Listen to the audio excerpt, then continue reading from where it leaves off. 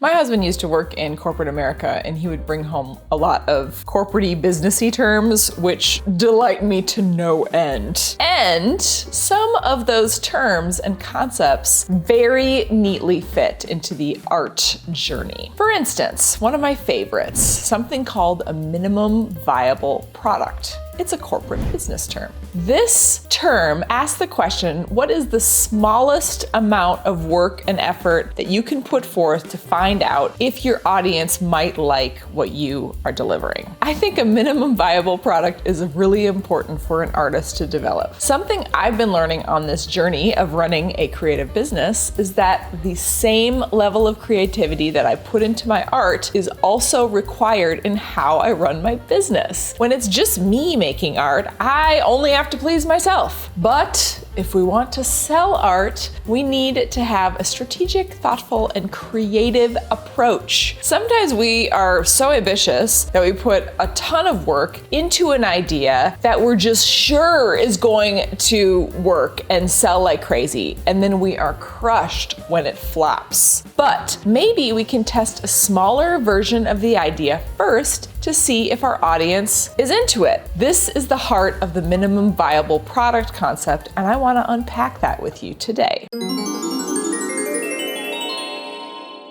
Hello and welcome to The Josie Show, where it's artist to artist chat about making art and selling your art. I am so glad you're here with me, and can I just say that I've been loving the conversation here on the channel. Thank you so much if you've been piping up, and know that I've been loving your comments and I'm learning so much from you. If you've been following me for any length of time, you'll know that I think people should specialize in a type of art that they can become known by. I suggest people make a series of this focus style of work. If you can create a collection of art, it will greatly aid your effort to sell more. People often ask, how many pieces should I make? How big should they be? How much should they cost? And I would say when you're starting with a new concept, make your art with the smallest viable product in mind. Here's an example. Don't make giant oil paintings that take 6 months to make and 6 months to dry. Make small watercolors that you can complete in an hour, then make 20. Then show them to your audience via social or real life exhibitions or your website and see how the audience responds. Are you able to sell any? And the work might flop, or it might succeed, or it might be a combination, but either way, you'll end up with some valuable information to know what to focus on next. If you spend 2 years making the giant oil painting and they flop, you'll have a ton of sunk cost and time, and it could paralyze future movement. You want to be able to send out some concepts and get feedback fast so you know how to proceed. The minimum viable product cannot be just one artwork. You will not be able to get enough information because that is not an adequate sample size. You need much more than one, but much less than 2 years worth of work. This will be highly variable depending on the time you spend in the studio and your style, but it is